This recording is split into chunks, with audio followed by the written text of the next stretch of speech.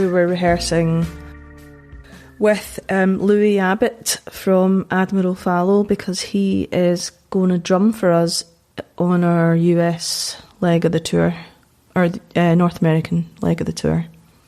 Because Lee, our drummer, he's not going to come to the States and Canada, Mexico. So Louis is going to come. So we're kind of rehearsing with Louis and with Lee. So we're doing double rehearsals with two drummers. Maybe not a bad setup at some point. You could do. I'm trying to think if there are a few bands over time who have done the double drummer setup. It would definitely be an interesting change, I think, from your sound to have two. To have two. To have two. Oh, we won't have two at the same time. No, I know. I'm just saying that you could theoretically do that at some point. I'm trying to think which bands I've seen with that. I've definitely seen bands play with more than one drummer. I don't think we need it in our. It might be a little heavy for bit much. Camera Obscura. Yeah, I think. Yeah, it must be an interesting process though. To I mean, is there a way in which it's you're kind of relearning your songs at the same time, teaching them to somebody from the start? Kind of, but Louis is very professional, so he just charts all the songs and he just turns up and he knows how to do them. So yeah, I guess though a lot of the time when you play, well, I was thinking about this because a lot of the time, if the speed isn't quite there or something, or I notice the speed is different from how we would normally play it with Lee, I have to think, well, Louis probably been listening to the records and he knows exactly what the speed is, whereas I don't listen to the records. I just have an idea in my head, and we've been playing some of the songs for so long that I actually have forgotten what the speeds are, and we just play them the way we play them. So yeah, you're right. It is you can sort of relearn if you want to, if you need to. I've talked to a lot of musicians about how their relationships to songs change over time, and obviously there are cases of artists who make a very concerted effort to evolve their songs, but it sounds like there's also just kind of a natural evolution that happens over time. Yeah, I mean, I think some of the songs that we've been playing are so old that, the muscle memory's there and you just don't really need to think about it so much. But then saying that, we haven't played them for 8 years or something in a regular way, the way we used to. So actually, I must confess that I'm finding it a little bit harder for the new songs to sink in, because of course you write the songs and you know how to play them when you record, because you're recording them and we do it live, but then there's a gap and then you've got to relearn them again. And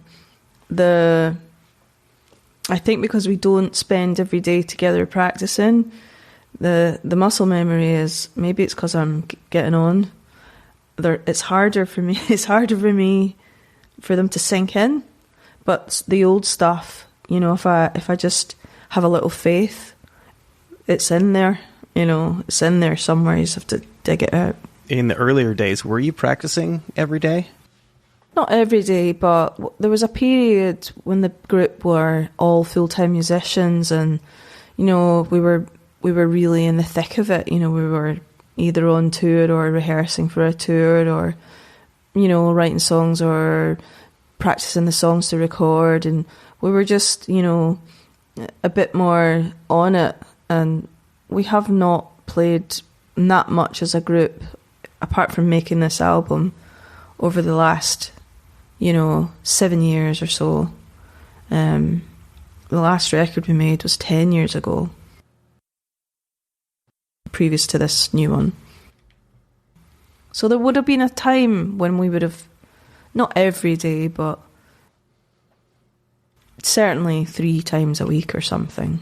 When you are touring on the regular, and when the band is your full-time job, that gives the songs a chance to evolve prior to actually recording them.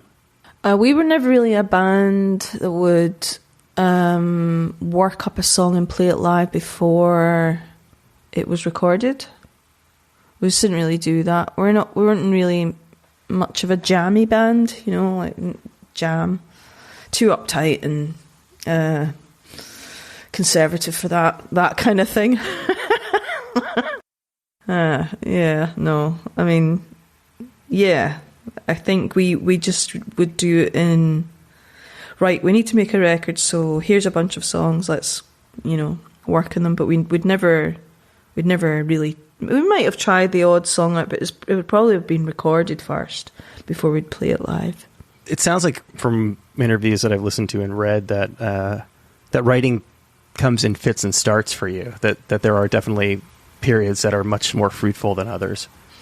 Yeah, I mean, I don't know what the norm is anymore, because nothing feels very normal at the minute. You know, we've not been doing this for a while. Yeah, we haven't made a record in 10 years, but I've made another record and I have continued to write songs.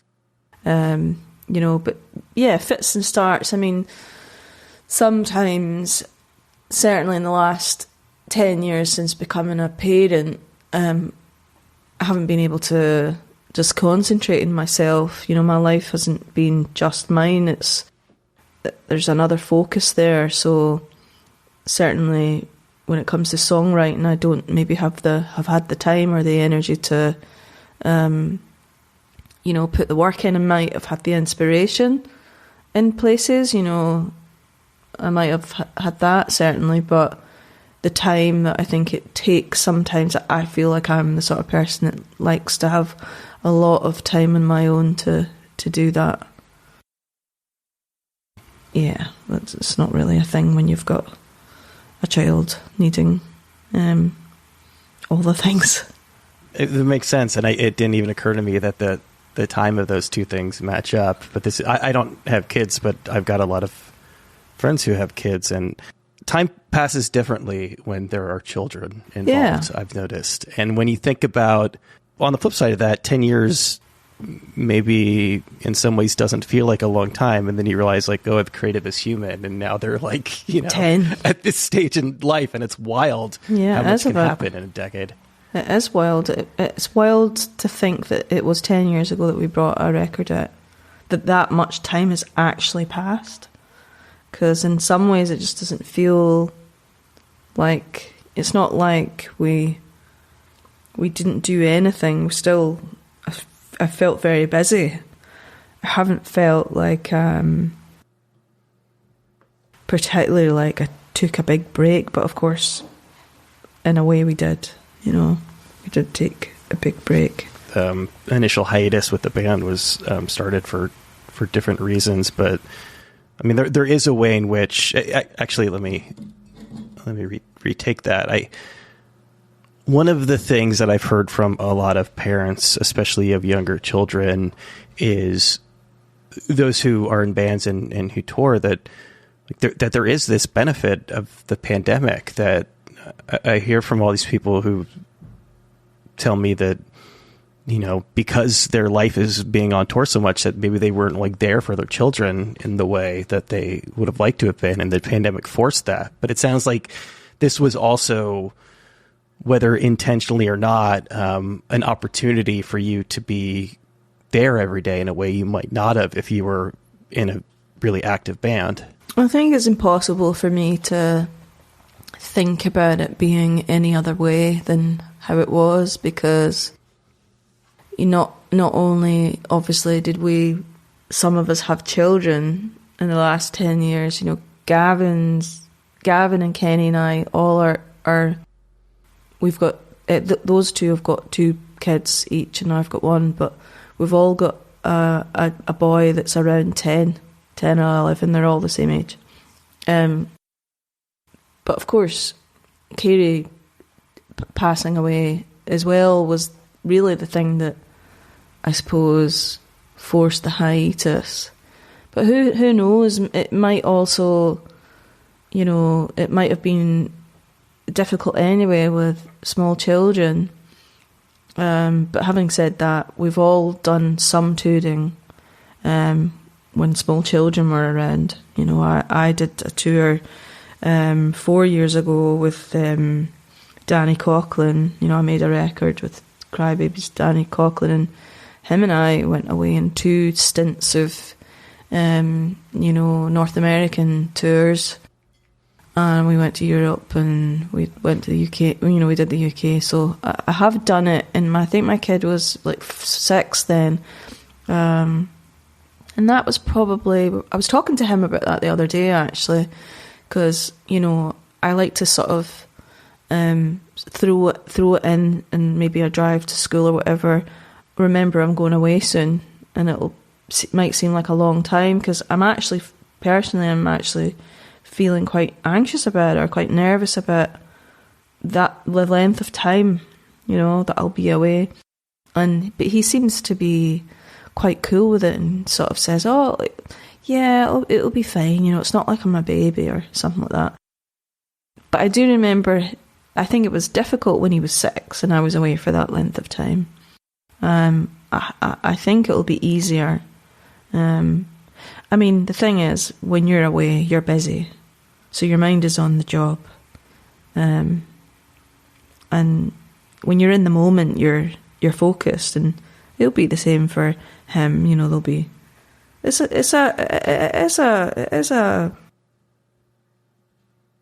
bit of a pull, though. You know, there's a sort of...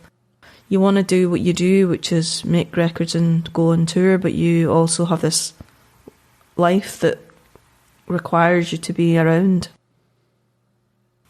You're torn. Oh, well, I'm torn by it. It's not easy to make the decision to go, but it's not because for lack of desire or want to do your job. I desperately want to be able to do my job. I wish I could do my job more, you know, do more of it. So it's like, is it sort of maybe... I'm not saying it's not conducive to have children and to live this life. It is. People can make it work. And of course, you know, kids are pretty resilient. They get on. They, you know, they're going to, as long as they're fed and watered and put out to school with a, you know, some clothes on their back, they'll be fine. It will be fine. But it's, yeah.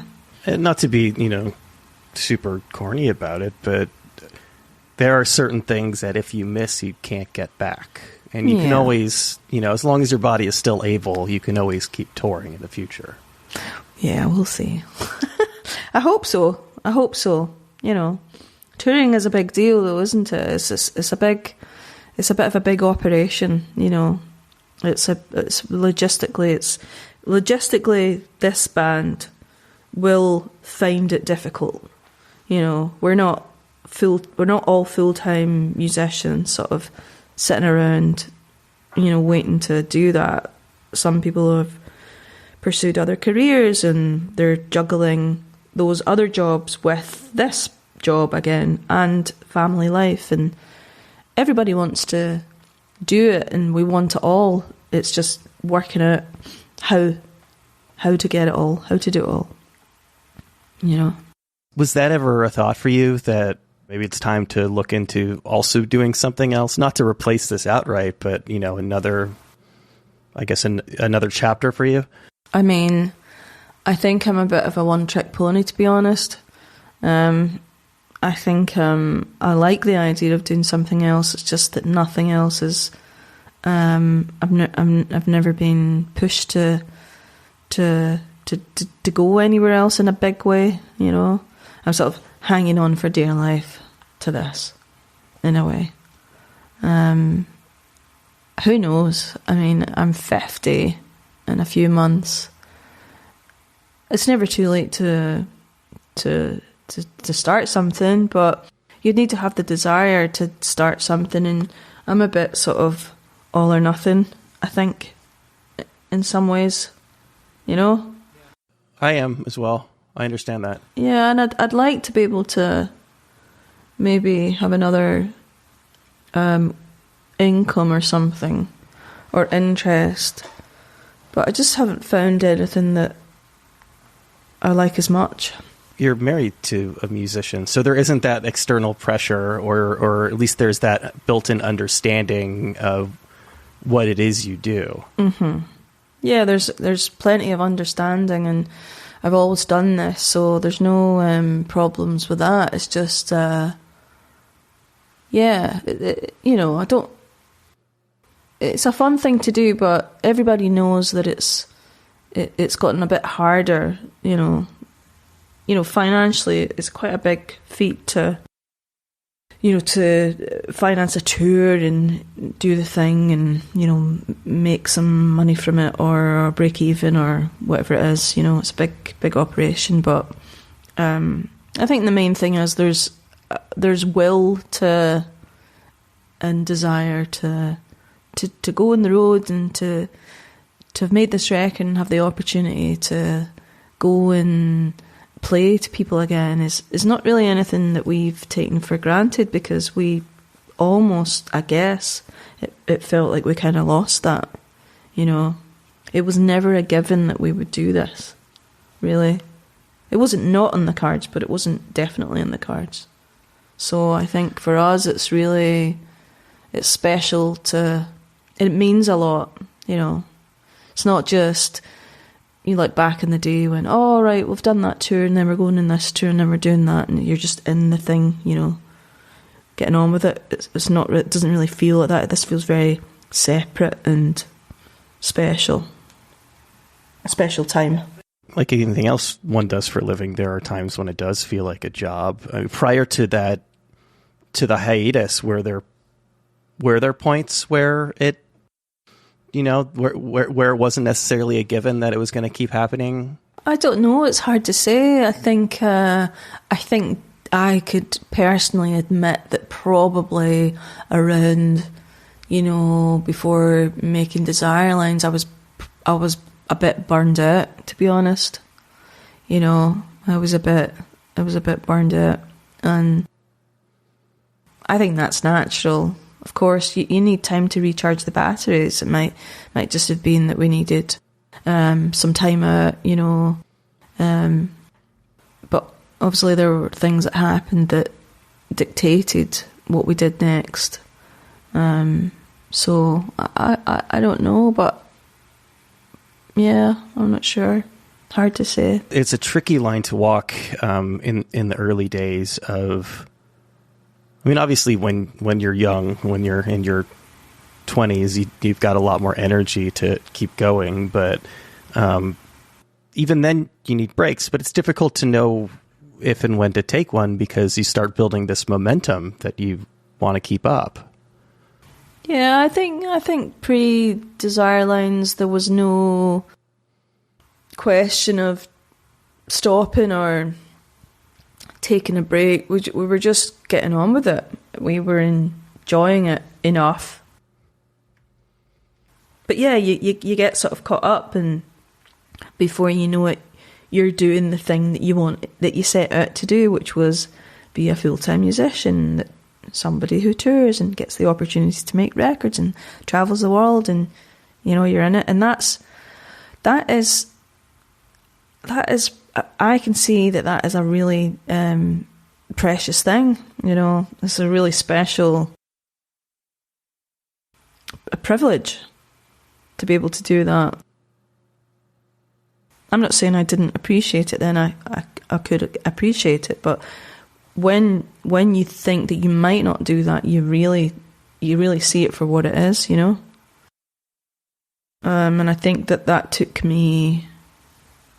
Yeah, that took the past 7 years or whatever to really get it. The penny dropped, I was reading another interview that you did where you were discussing the time off, and it sounds like there was also, that in a certain sense, maybe it was taken for granted that the band would happen again. It seemed not necessarily you didn't know when it would come back together, but it felt like something that you were going to do again. I think so. I mean, there was never we didn't break up. We never said, oh, right, I've had enough of this. It was circumstance dictated. what happened, and it wasn't really within our control in a way. So I think there was probably always the chance that we would make a record again. It was just something we never really talked about a lot. We just didn't. We had other, there were other more important things happening. And I think when we got asked to play the Boaty Weekender, the Belle Sebastian curated festival, it was on a sort of cruise ship from Barcelona to Sardinia. We hadn't played together for years, and we got together, and it felt like I was as excited as I was in the beginning. I was really sort of turned on to it, very sort of I felt very alive again. I realised how much I'd missed it. It inspired me to write songs. It felt like a new chance or something, or an opportunity to sort of do it better or something in a way, or appreciate it more, or to be less scared of it, or be a bit more confident about it, or enjoy it more, or don't be so serious about it, that kind of thing. It was lots of positivity, and we did. We did it. We got on. Was the idea, was the concern that, after Carey died, that it would almost be painful to do this again? Definitely. I mean, absolutely. How can you, the thing was different. It changed forever, It wasn't the same. It's, you can't, I mean, obviously, many other bands have lost band members, and, they pick up and they get on, and they... And people had been, in and out of the band for other reasons too. Yeah, they had, and previously. But the core, the most of the work that was done in this group were, us, 5 of us. And so yeah, it was... I think there was certainly a period where there was no appetite for it. But things change, grief is a thing that changes, and you change, and you feel one thing one day and you feel another thing another day. And that's healthy and not so surprising. Not so surprising that I would want to write songs as I had done for the past 20 years. It's kind of my identity. And I think that, I was very aware that I might be losing that identity, or my identity, if I didn't get on with it. It's an identity, but it's also, whether consciously or unconsciously, a way of processing the world. And this was something that very much needed to be processed. Exactly. And the way that I've processed the world is by writing songs about things. And so what happened was just the same, really, Yeah. Something else that was meaningful and needed to be processed and dealt with and taken care of, and a corner needed to be turned. A subject matter that's not necessarily out of place with the songs you write. I mean, because, certainly you're not afraid of being melancholy on record. No, I'm not. I had a chat the other night with, I did another interview, and we were talking about that, about, whether you feel scared to be so I don't know if the word's brutal or open Vulnerable. or vulnerable. Yeah, vulnerable. And I think that I'm not scared to be that. Actually, I'm not saying I'm used to it. I'm not brazen. You know, I'm not.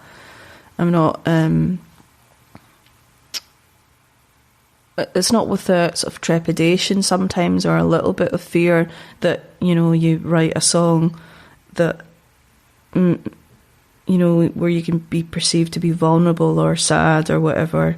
I'm not scared of that. I think I just don't want to think about it too much.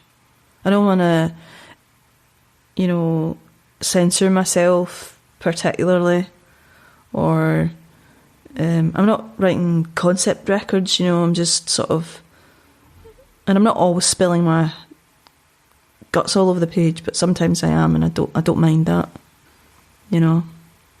Yeah. You described getting close to burnout. What did that look like? How was that manifesting itself at that point? I think there was just a sort of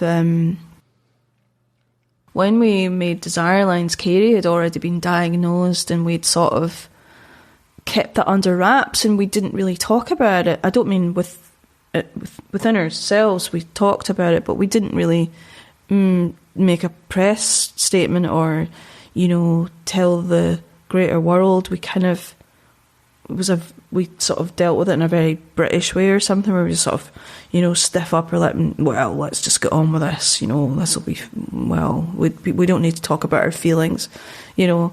And I think that was kind of remarkable when I think about it. I sometimes think about it and think, why did we do that? You know, was it to protect ourselves? Was it to protect Carey? Did it protect her? Was that healthy? I don't know. But I think that record was quite a difficult record to write, you know. There were more important things happening. It was just quite I found it quite laborious or something, you know, writing some of those songs, and it wasn't an easy record to write. It wasn't an easy period, and maybe that was partly burnout as well. Just, you know, needing a bit of a change or a break. Yeah.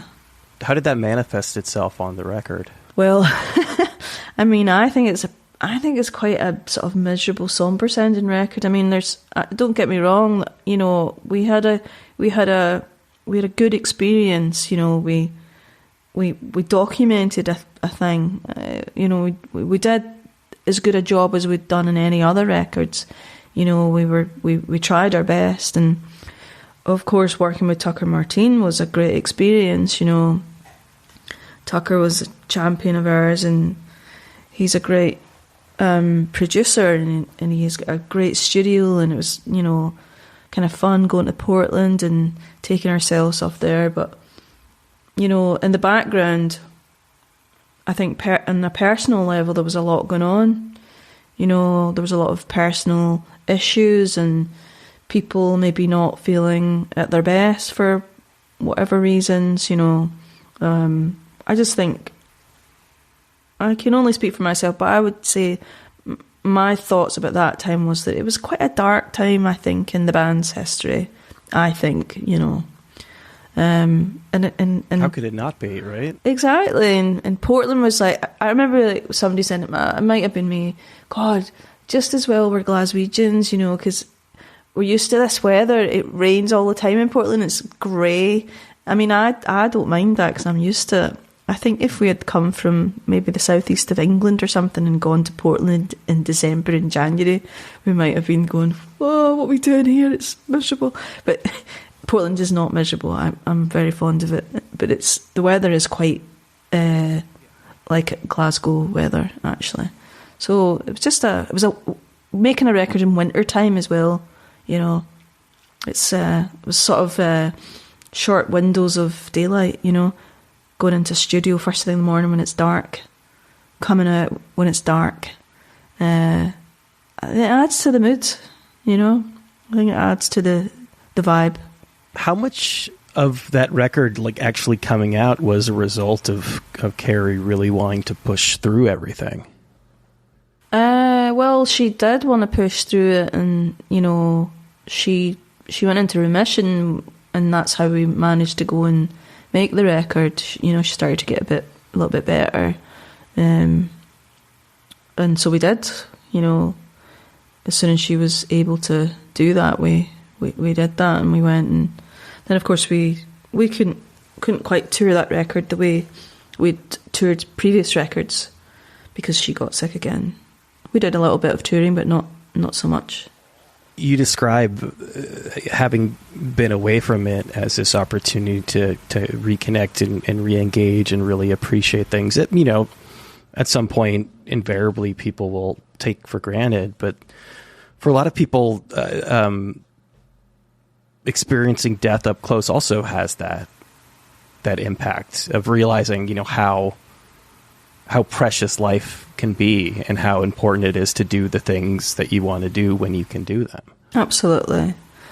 I mean, I think that to live your life like that every day is probably kind of impossible. Well, for me anyway, Probably very tiring, I would imagine. Exactly. You'd be knackered within 3 days. So that's not really that possible, I don't think. But it certainly does make you, stop and think when you lose people that you love, or when people's lives are cut short, the what could have been and all of that. But mainly, I think it's important to carry on, and Carey wanted us to make another record, which at the time was the last thing that anybody wanted to think about, but it is the right thing. It was the right thing to do, And I think there is a lot of her. I think we sort of took her with us. To be honest, I feel like we have kept her close in a way. When you say it was the right thing to do, what do you mean? I mean to be so overcome with grief, or to have, for instance, made the decision that the band should split up, or, well, we can't make another record without her, or, well, that's us, I think those decisions are big decisions, and they can be made sometimes with the right intention, but it's not necessarily the best thing. We took our time to heal, and we moved on. You've got to move on, haven't you? You got to get up every day and take be grateful for what you've got. Be grateful for your life and for your experiences. And I feel like I'm not saying I've never been able to do that in my life before, but I've certainly felt that, in the past few years with this particular opportunity to make music and to carry on and have this chance to reconnect with fans. And, you realise all of a sudden you're a band that have been together for 25 years or something, and that you're part of people's lives, and you mean something to folk, and they mean something to you. And, we've been whizzing around the world for the past 20 years, but when you stop, you sort of think, actually, it all makes sense now. There's no time to reflect if you're constantly moving. Not really. And, I mean, I am somebody that does reflect a lot, maybe in a personal way, but in terms of the group, and the band and what we've done together and what it's meant to us, it's meant everything to me. It's what I've done with my life. We alluded to this a little bit earlier, but you're not old, but we're all getting older, and it becomes it sounds like it's a bit of an ordeal to really orchestrate not only just touring, but getting that group of people back together to put out an album. And for that reason, that's even more reason to take these things seriously and to really appreciate those moments when they come by. And I don't know, realize that everyone can live really long lives, but there's still a finite amount of time that you've got left to really do this thing. Well, yeah, I mean, it's logistically an absolute nightmare to be in this group, frankly. Bands that have been around a while, that's what happens. It is, and it's just part of growing up and having kids, and our little band family is growing, arms and legs, literally, and there's all sorts of things that we have to consider, and but there's a will for us to get in a room and try to have a good time. I'm interested only in doing it if we're having a good time, if we're enjoying it. If it's a headache and there's if it becomes too difficult, then it's not really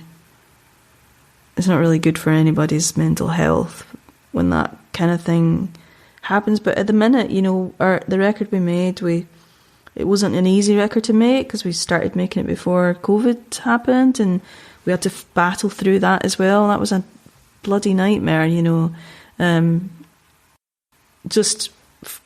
of course it was a nightmare for everybody in the world, but in a sort of personal way, it was difficult for us because it was going to be a tall order to make the record in the first place, and and then when that happened, it got harder, but we managed it. And I sometimes think, I can't believe we did that. We really slogged our guts out to try and to accomplish that. And the producer worked really hard. There was a lot of flying in and out of different countries, and grasping hours.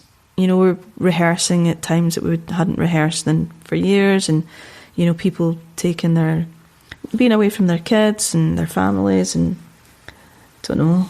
It was hard fought for, but we had a brilliant time, and we've made a record that we're happy with, and I think we've done a good job. I don't know if that makes me sound a bit big-headed, but I was thinking about and this is definitely not a story that's unique to you, especially not after the last 4 years, but of really getting to that point where you've reconnected with this thing, you've built up this momentum, you're really excited to do it, and then bam. Yeah. I know, but there's been a lot. It's like that being in a band anyway. There's always something, like you get on the stage at Benny Cassim and the keyboards aren't working. It's just like, oh, here we go again. Or it's not quite a global pandemic. Maybe on a smaller scale. On a smaller scale, of course. But my point is, things will always be there, to get in your way, and you just got to get through it. You just got to push through. How did you maintain a cohesive set of songs, a cohesive album, in spite of the fact that it was essentially like split in two? I don't know if I feel like it was split in two exactly, to be honest, because I had enough songs to get started with. Songs were being written this time I felt like we should just get started straight away. The songs started to come around about the time we played the Boaty Weekender, and then it's just started to come after that, and it was around about that time that I decided, or I suggested, I think I'm going to have enough songs to make a record, and I think some of the songs they've got legs, and should we just get started? And this time we actually got in touch with Yari Hapeline, the producer, just to say, Yari, I think we want to make a record, and I think we'd like you to come and hold our hand and help us make this record. And so I just sent him what I've got, and that's how he works. He wants to hear the songs, in whatever format you've got them, in the basic sense, and then he can hear whether they're any good or not, as the case might be. He sounds like someone who's going to be very honest about it. He's very honest. He'd definitely tell you if he thinks that your songs are a load of rubbish. Have you ever felt so strongly about one that you fought him on that? Trying to think. I mean, we did have a lot of. I mean, previously we made 2 other albums with him. There were situations, shall we say, where somebody maybe didn't like a thing and he did, or vice versa. And he will stand his ground, but he's never, he's not like. He's never going to be unkind about it or make you do something against your will, but he is quite often right, and I know that about him. And I suppose with this record, the song that's coming to mind is Big Love. Everybody was a bit confused by what was going on. We'd written this song, and I think it took few different turns. It changed a lot, and it's quite often songs will change. We might bust them, and then we might do it in a different style or something, and then we end up coming back to the original thing or whatever. But this thing started, taking on this kind of folky type thing, and I think there was some of us were just going, I don't know what's happening here. What is this song? What is this?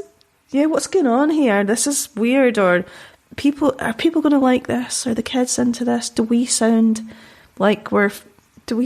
ancient? Are we really uncool?